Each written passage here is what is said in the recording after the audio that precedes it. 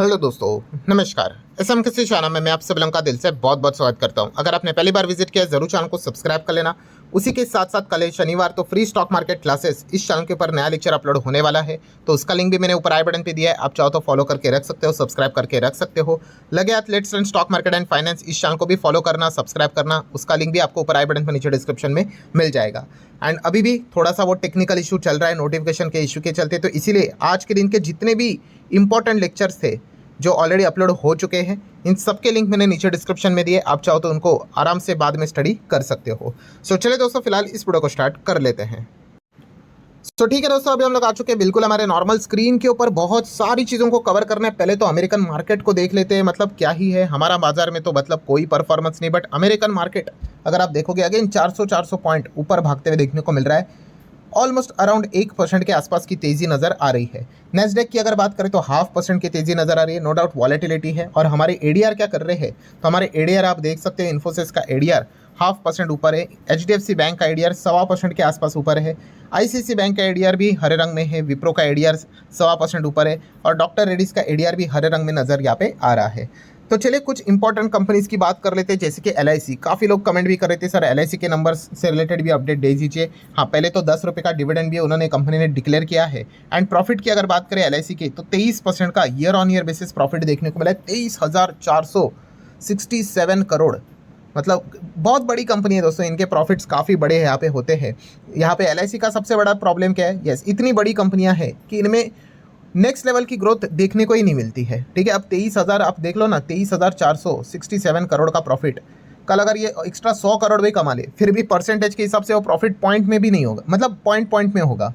सो ये इनकी सबसे बड़ी दिक्कतें हमें देखने को मिल जाती है। तो नो डाउट कंपनी तो काफ़ी बढ़िया है, बट आप सभी लोगों को पता है काफ़ी लार्ज साइज़ की ये कंपनी है। ठीक है, इनको अपना स्टेक भी नीचे करना है। प्रमोटर को 10-12 साल का उनको स्पेशल विंडो यहाँ पे देके रखा हुआ है। और इनके नंबर्स को अगर आप पढ़ने जाओगे ना, तो ये सबसे बड़ा सरदर्द वाला काम रहता है। आप ऊपर से इनके सिर्फ रेवेन्यू प्रॉफिट को अगर देखोगे तो उतना ठीक रहेगा।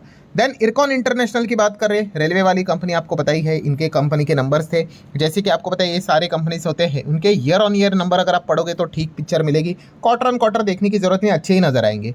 ठीक है, अभी जैसे कि आपको पता है इसके बाद क्या आएगा, अगेन जून का क्वार्टर आएगा, तब इनके सबसे खराब नंबर रहेंगे। फिर धीमे धीमे आगे आगे बढ़ेंगे, उतना ज़्यादा रेवेन्यू रिकॉग्निशन होता है। सो ये मैं काफ़ी बार आपको बता चुका हूँ। तो ईयरली नंबर्स को स्टडी करना सेंस की बात बनती है। तो 3,412 करोड़ से 3,001 मतलब 3,189 करोड़, तो हम देख सकते हैं रेवेन्यू ईयरली हमें नीचे जाते हुए देखने को मिला है। क्वार्टरली तो अच्छा ही नजर आएगा, जो आप देख सकते हैं 2 का 3 यहाँ पे हो चुका है।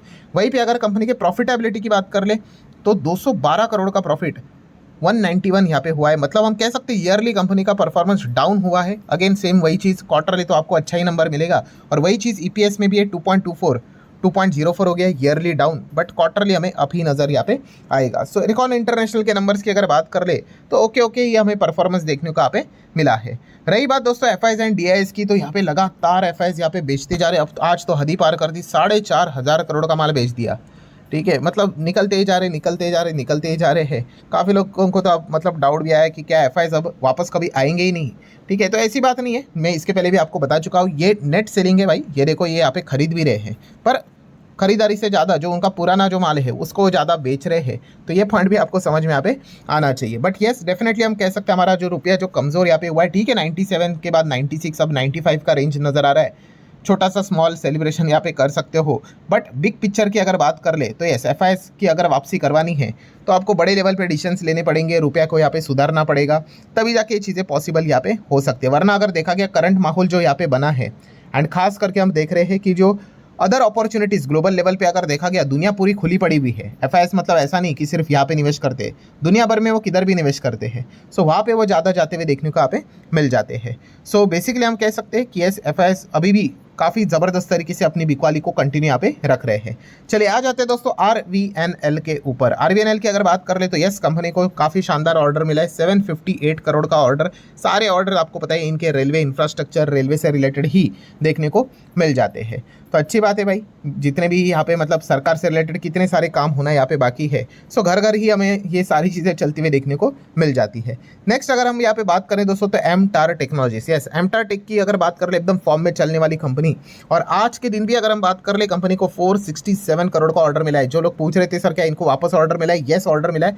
कुछ दिनों पहले भी इनको ऑर्डर मिला था एंड अगेन आप देख सकते हो फ्रेश ऑर्डर लिखा हुआ है, 467 करोड़ का नया फ्रेश ऑर्डर मिला है और इसी चीज़ के चलते कंपनी अब ऑल टाइम हाई पे भी जाती हुई देखने को मिली है। ठीक है, पिछले 3 दिन में 22% तक यहाँ पे भागा है। ये तो मार्केट में होता रहता है भाई, आप सभी लोगों को मैं इसके पहले भी बता चुका हूँ कि बिजनेस को देखकर चीज़ें यहाँ पे डिसाइड करनी होती है। ठीक है, जहाँ पे तेज़ी है वहाँ पे मैं चला जाऊँगा, ये तो आपको हर किसी फिर कंपनी में देखने को यहाँ पे मिल जाता है। ठीक है, ये सबसे कमज़ोर इन्वेस्टर की निशानी होती है, जो भागेगा उसको पकड़ो, जब गिरेगा तब कह दो कि कंपनी खराब हो गई, घटिया हो गई। तो एमटार टेक में भी ये चीज़ें हमें देखने को यहाँ पे मिली थी एंड अगेन ये एमटार में नहीं, हर किसी कंपनी में चीज़ें होते हुए देखने को मिल जाते हैं। तो जो बिजनेस को स्टडी करता है ना भाई, वो प्रॉपर तरीके से जम जाता है। उसको ये मतलब मैं कहता हूँ ना कि पेशेंस मतलब क्या, यस उसका बेस्ट एग्जांपल अभी करंट लेवल पे एमटार टेक ही है। ठीक है, कि जिन्होंने पेशेंस दिखाया, एमटार टेक भी कितना 30-40% कितनी बार नीचे यहाँ पे आया था, बट जिनको बिजनेस प्रॉपरली पता है उन्होंने बहुत अच्छे रिटर्न्स यहाँ पे कमाए। और जो भागती हुई ट्रेन पकड़ते हैं वो अब वापस एमटार को स्टडी करेंगे, फिर वापस सोचेंगे कि क्या यहाँ से और डबल ट्रिपल होगा। तो ऐसे हवे में चीज़ें यहाँ पे नहीं होती दोस्तों, आपको ओवरऑल कंपनी का मतलब स्केल समझना होता है कि किसमें कितनी काबिलियत है। एनीवेज आगे बढ़ लेते हैं दोस्तों यहाँ पे, तो Suzlon energy, yes Suzlon energy में भी यहाँ पे लगातार ऑर्डर्स यहाँ पे मिल रहे हैं। सनश्योर एनर्जी के ओर से इनको 195 मेगावाट का विंड एनर्जी का ऑर्डर मिलते हुए देखने को मिला है। तो चलिए बहुत अच्छी बात है भाई, ये मैं ऑलरेडी आपको बता चुका हूँ कि कॉन्ट्रैक्ट मिलना, ऑर्डर मिलना, ये सबसे पॉजिटिव खबर यहाँ पे रहती है, क्योंकि इसी चीज़ के चलते तो आपको आने वाले समय में अच्छे नंबर्स देखने को यहाँ पे मिल जाते हैं। कोई भी कंपनी के नंबर खराब क्यों होते हैं, क्योंकि उनको उतने कॉन्ट्रैक्ट्स ही नहीं मिलते हैं, ऑर्डर्स ही नहीं मिलते। ऑर्डर नहीं मिलेंगे तो भाई बिजनेस कैसे होगा, तो ये चीज़ हमें देखने को यहाँ पे मिल जाती है। देन दोस्तों अगेन थोड़ा सा अमेरिकन मार्केट को चेक कर लेते हैं। 430 पॉइंट की तेजी फिलहाल अभी हमारे सामने देखने को यहाँ पे मिल रही है। अच्छा, अभी की अगर मैं बात करूँ, वीडियो ही बना रहा था तभी तक आपको बताइए बैक एंड पे बहुत सारी खबरें निकल कर आती है। सो अभी की लेटेस्ट खबर यही सामने आ रही है कि यस यूएस एंड ईरान के बीच में ड्राफ्ट डील अनाउंस होती हुई देखने को मिल सकती है with in a few hours. And कतार की अगर बात कर ले दोस्तों, तो कतार ने अपनी टीम तेहरान में यहाँ पे भेजी हुई है। मतलब पर्दे के पीछे दोस्तों डेफिनेटली यहाँ पे जंग को रोकने के लिए कोई ना कोई हलचल हम लोग को होती हुई देखने को मिल रही है। और दोनों साइड में ऑलरेडी आपको बता चुका हूँ, चाहते हैं कि भाई जंग रोकना, सिर्फ इस प्रकार से वो जंग को रोकना चाहते हैं जहाँ पे वो खुद जीत गए हैं। इस प्रकार का चीज़ सामने यहाँ पे आना चाहिए। ठीक है, ऐसा नहीं होना चाहिए कि भाई हम सरेंडर हो गए करके, इस प्रकार का मैसेज नहीं जाना चाहिए। इसी की कोशिश फिलहाल तो यहाँ पे चल रही है एंड इसीलिए आप देख सकते हैं इतना बड़ा सीज फायर यहाँ पे हो चुका है, कोई किसी के ऊपर कोई सीरियस अटैक यहाँ पे नहीं कर रहा है। सो यही देखने वाली बात है कि क्या यहाँ पे फाइनली डील यहाँ पे होगी एंड क्या हॉर्मुज के ऊपर जो लगा हुआ ब्लॉकेड है क्या वो फाइनली यहाँ पे हटेगा, यही सबसे बड़ी चीज़ है। क्योंकि अगर हमें डील के ऊपर अगर ध्यान देना है तो हमारे लिए तो एटलीस्ट इंडिया की अगर हम बात करें, हमारे देश की बात करें, जो हॉर्मुज के ऊपर जो ब्लॉकेड लगा हुआ है, जो टेंशन चल रहा है, वो हटना इंपॉर्टेंट है। क्योंकि उसी से ही ऑयल यहाँ पे नीचे आएगा एंड अगर ऑयल नीचे आया तो जो भी चीज़ें, जो रुपये का टेंशन चल रहा है, एफआईएस तो पहले से बेच रहे, बट फिर भी जो उनको और ज़्यादा बूस्ट दे रहा था एफआईएस को बेचने के लिए, वो सारी चीज़ें थोड़ी तो रिलैक्स यहाँ पे हो सकती है। सो बेसिकली हम कह सकते हैं दोस्तों, पर्दे के पीछे ये फिलहाल तो खबरें निकल कर आते हुए देखने को मिल रहा है। एंड सबसे इंपॉर्टेंट चीज़ आपको बताई है Saturday Sunday, yes Saturday Sunday कोई ना कोई यहाँ पे चीज़ें चलती रहती है। हाँ, इसके पहले भी जैसे मैं बहुत बार बता चुका हूँ, अभी भी बताना चाहूँगा, ये कोई एक झटके में चीज़ें क्लोज नहीं होंगी।